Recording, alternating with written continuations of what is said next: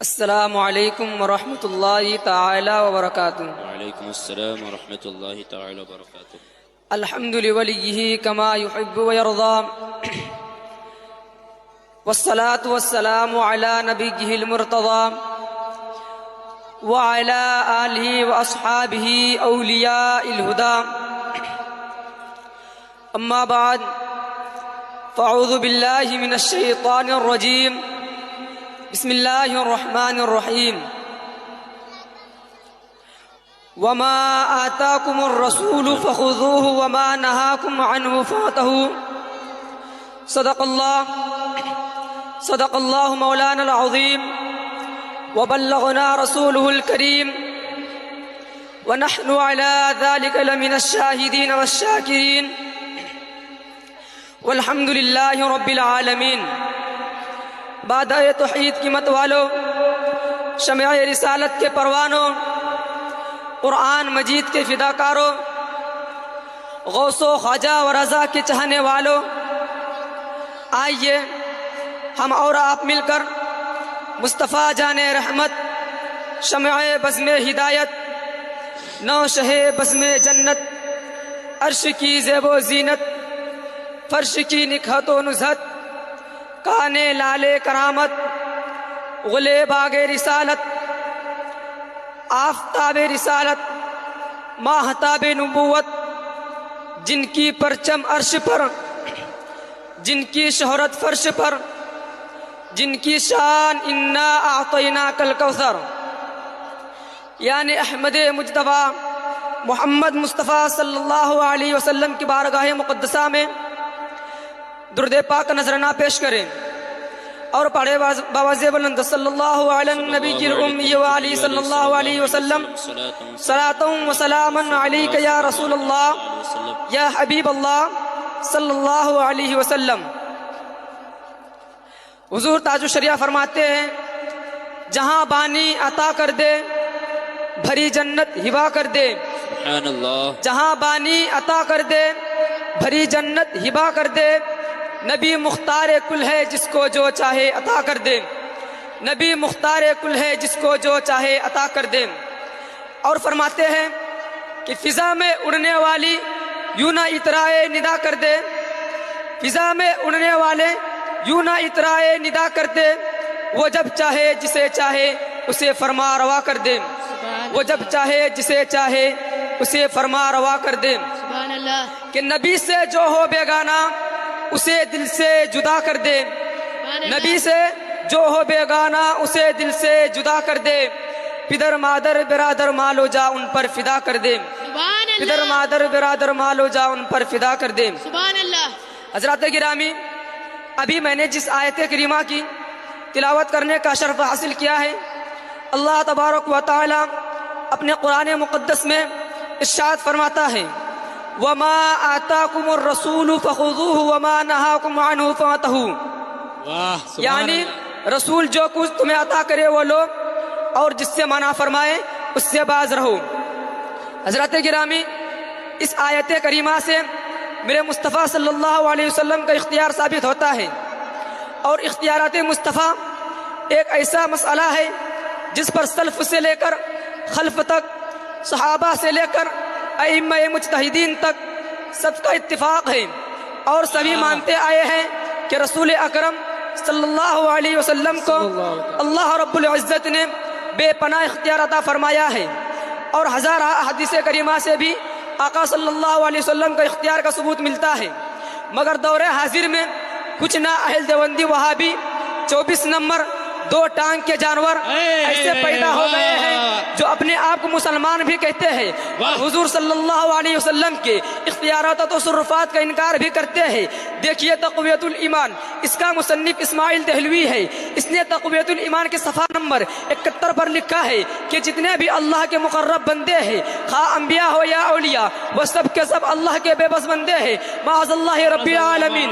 اور اسی کتاب میں لکھا ہے صفحہ نمبر 22 پر کہ جس کا نام محمد یا علی ہو وہ کسی چیز کا مالک و مختار نہیں، معاذ اللہ رب العالمین۔ حضرات گرامی، اب فیصلہ آپ کو کرنا ہوگا کہ تقویت الایمان کو مانا جائے یا اللہ کے کلام کو مانا جائے تقویت الایمان کو مانا جائے یا احادیث کریمہ کو مانا جائے تقویت الایمان کو مانا جائے یا اقوال صحابہ کو مانا جائے تقویت الایمان کو مانا جائے یا ائمہ مجتہدین کو مانا جائے تقویت الایمان کو مانا جائے یا عقیدہ بزرگان دین کو مانا جائے، تو آپ کا جواب یہی ہوگا کہ یہ کتاب تقویت الایمان نہیں بلکہ تفویت الایمان ہے، یعنی ایمان کو فوت کر دینے والی کتاب ہے، ایمان کو برباد کر دینے والی کتاب ہے۔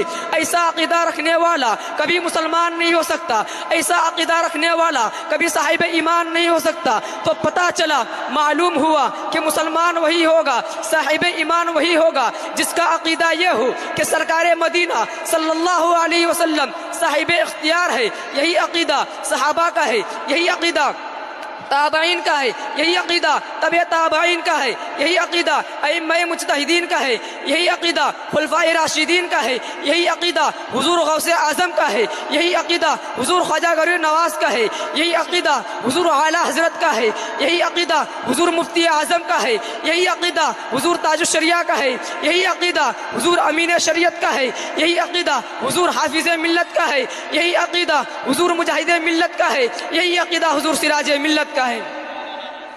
اسی لیے تو اعلیٰ حضرت عظیم البرکت مجدد دین و ملت الشاہ امام احمد رضا فاضل بریلوی فرماتے ہیں، خالق کل نے آپ کو مالک کل بنا دیا، کہ خالق کل نے آپ کو مالک کل بنا دیا، دونوں جہاں ہے آپ کے قبض و اختیار میں، دونوں جہاں ہے آپ کے قبض و اختیار میں۔ اور شاعر فرماتے ہیں، دنیا میں اگر کوئی بھی ایسا ہو تو بولو، دنیا میں اگر کوئی بھی ایسا ہو تو بولو، اللہ کے حبیب کے جیسا ہو تو بولو، گستاخیاں کر کے شب و روز وہابی، گستاخیاں کر کے شب و روز وہابی، سرکار کی خیرات نہ کھاتا ہو تو بولو، سرکار کی خیرات نہ کھاتا ہو تو بولو۔ حضرات گرامی، آج کل کے کچھ سرحا گلی لوگ کہتے ہیں کہ وہابی کو وہابی مت بولو، دیوبندی کو دیوبندی مت بولو، رافضی کو رافضی مت بولو، قادیانی کو قادیانی مت بولو، شیعہ کو شیعہ مت بولو۔ کیا بولے؟ وہابی ہے وہابی بولو، رافضی ہے رافضی بولو، دیوبندی ہے دیوبندی بولو، قادیانی ہے قادیانی بولو، شیعہ ہے شیعہ بولو، یہی مسلک اعلیٰ حضرت ہے۔ اسی لیے تو اعلیٰ حضرت فرماتے ہیں، وہ رضا کی نیزے کی مار ہے کہ عدو کے سینے میں غار ہے، کیسے چارہ جوئی کا وار ہے، یہ وار وار سے پار ہے، یہ وار وار سے پار ہے۔ اور فرماتے ہیں، کل کے رضا ہے خنجر خوخار برق بار، کل کے رضا ہے خنجر خوخار برق بار، آدھا سے کہہ دو خیر منائے نہ شر کرے، آدھا سے کہہ دو خیر منائے نہ شر کریے۔ حضرات گرامی، اختیار مصطفیٰ پر ایک نہیں بلکہ سینکڑوں دلیلیں موجود ہیں۔ حضرت ابن عمر رضی اللہ تعالیٰ عنہ فرماتے ہیں کہ ہم لوگ رسول اللہ صلی اللہ علیہ وسلم کے ساتھ سفر میں تھے کہ ایک اعرابی آیا۔ جب وہ اعرابی رسول اللہ صلی اللہ علیہ وسلم کے قریب پہنچا تو آپ صلی اللہ علیہ وسلم نے فرمایا، کیا تم اس بات کی شہادت دیتا ہے کہ اللہ کے سوا کوئی معبود نہیں اور محمد صلی اللہ علیہ وسلم اللہ کے بندے اور اس کے رسول ہیں؟ تو یہ سن کر دیہاتی نے کہا، آپ کے باتوں پر میرے علاوہ اور کون گواہی دے گا؟ تو حضور صلی اللہ علیہ وسلم نے فرمایا، یہ ببول کا درخت گواہی دے گا۔ آپ نے فرمایا، آپ نے اس درخت کو بلایا، آپ وادی کے کنارے تھے، وہ درخت زمین کو چیرتا پھاڑتا چلا اور آپ کے سامنے کھڑا ہو گیا۔ تو حضور صلی اللہ علیہ وسلم نے اس سے اس بات کی 3 مرتبہ گواہی لی اور اس درخت نے تینوں بار گواہی دی کہ حقیقت میں یہ ایسا ہی ہے جیسا آپ نے فرمایا۔ اسی لیے تو اعلیٰ حضرت فرماتے ہیں، چاند شق ہو پیڑ بولے جانور سجدہ کرے، چاند شق ہو پیڑ بولے جانور سجدہ کرے، بارک اللہ مرجع عالم یہی سرکار ہے، بارک اللہ مرجع عالم یہی سرکار ہے۔ اور امام فرماتے ہیں، ذرے جھڑ کر تیری پیزاروں سے، ذرے جھڑ کر تیری پیزاروں سے تاج سر بنتے ہیں سیاروں کے، تاج سر بنتے ہیں سیاروں کے۔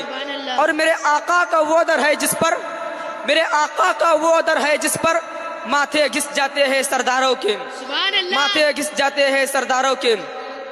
حضرات گرامی، رستم اور دارا پہلوان کا نام تو آپ نے ضرور سنا ہوگا۔